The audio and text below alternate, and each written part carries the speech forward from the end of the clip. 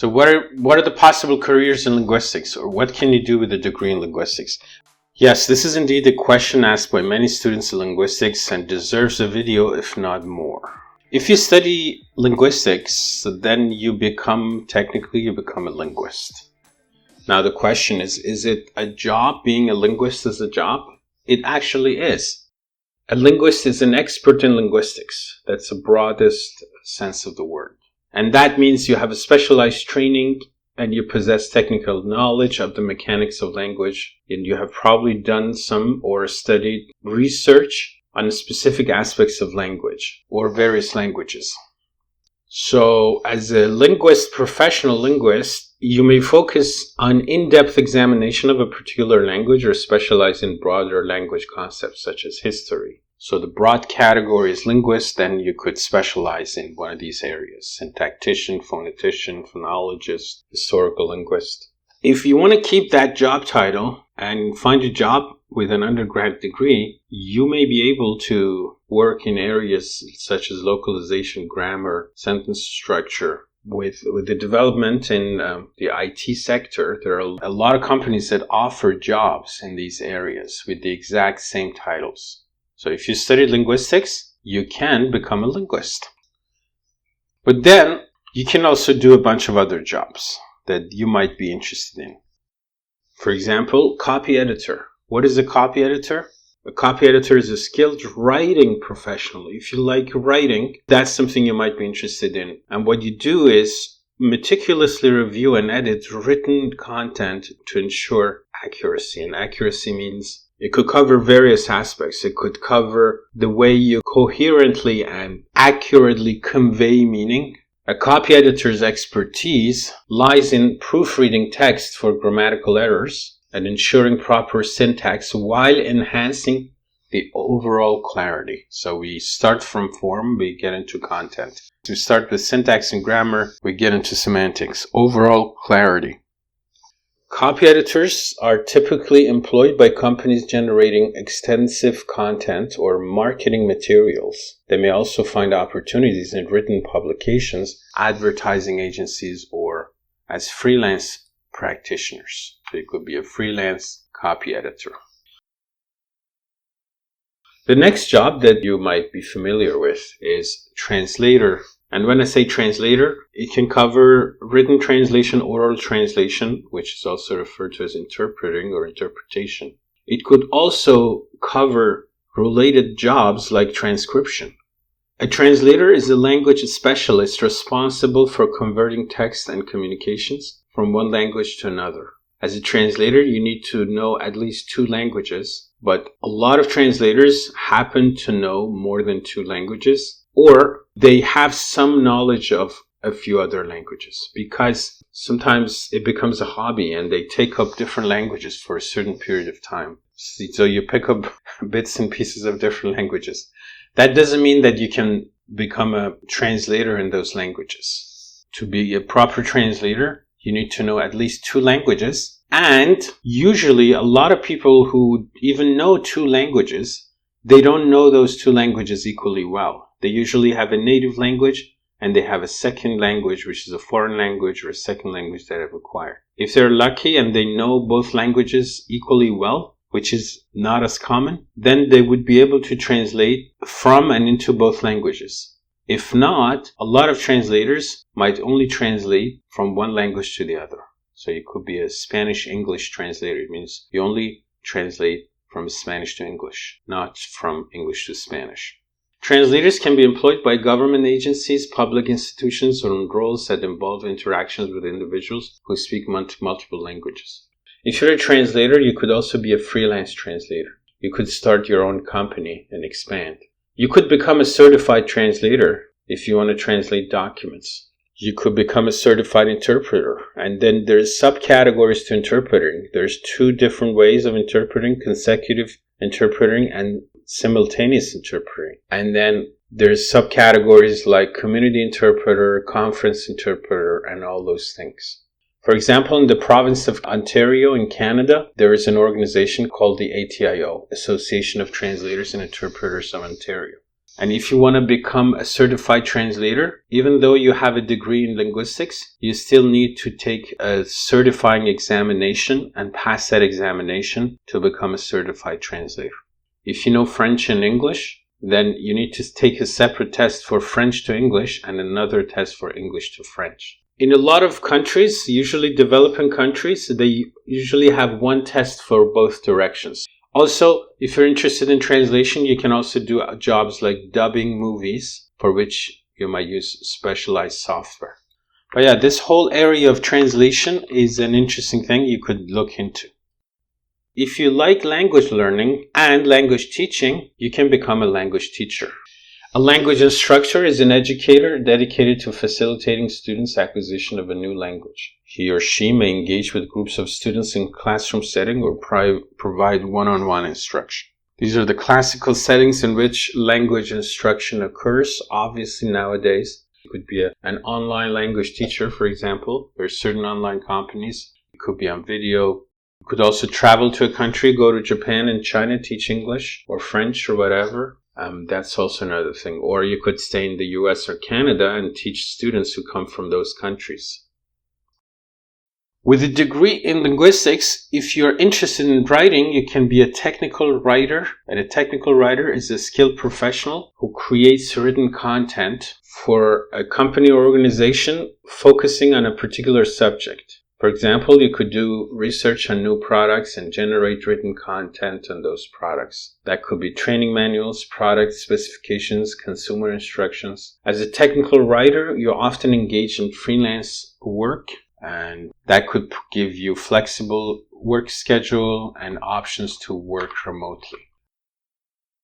Copywriter is another writing job. And that is a professional writer specialized in creating content for businesses and organizations. And the primary objective of this job is to produce persuasive materials to motivate customers to buy your products or services. This includes creating content for various platforms such as social media, online articles, press releases, and marketing material. You could be employed by a company or corporation, or you could work freelance. With enough education, you can become a professor in an academic institution, be a fully professional academic professional educator, and teach courses in linguistics itself at a college or university.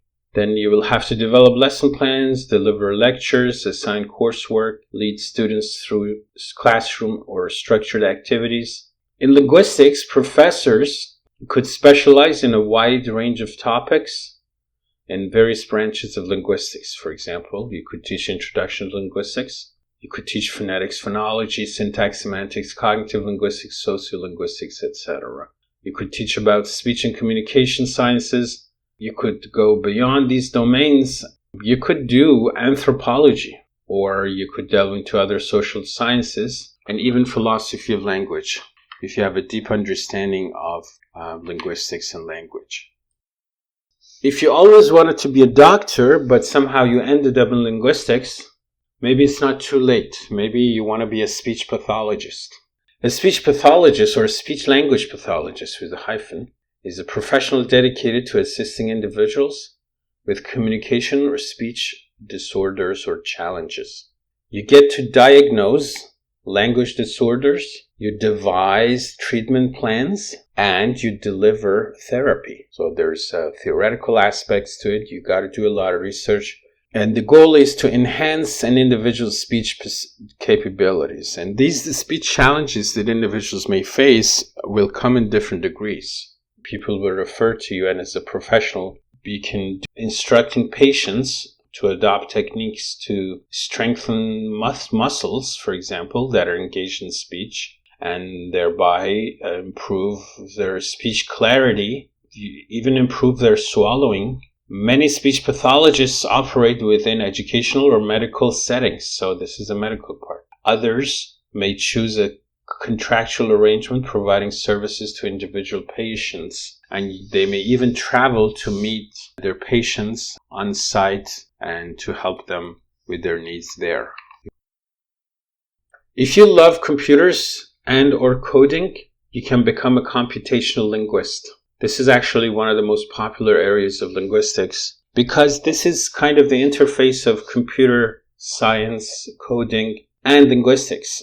You become a technology industry professional, but you employ your knowledge of linguistics to your computational work to come up with solutions for technical challenges. You could engage in interesting topics such as artificial intelligence, machine translation, grammar and style checking, and you could be working in labs, academic institutions, or even large software companies where they produce and design technological devices.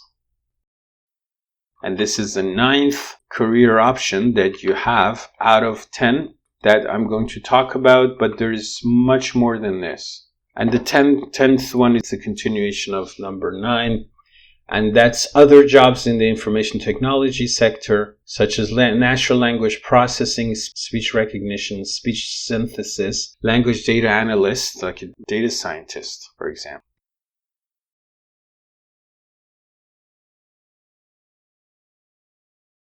Keep in mind that in any of these careers, in almost all of them, you already have a degree in linguistics, but you need to seek further training and or certification or licensing to get those jobs. For example, if you graduate with an undergrad degree in linguistics, and if you want to become a certified translator, you need to become licensed. If you want to become a language teacher, you might want to pursue a diploma course to get a degree in TEFL, or TESOL, or other degrees. That is something that you would need in order to be able to teach in many places.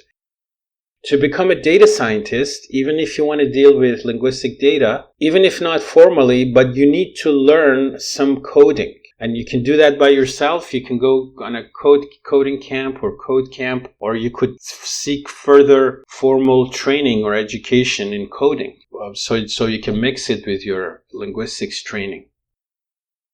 There's other options. There's other things that are very cool and you could do as a linguist. At least you could do it as an amateur. You could do it as a hobby or a side activity. For example, if you like dictionaries, you could be an amateur lexicographer and to develop your own dictionary.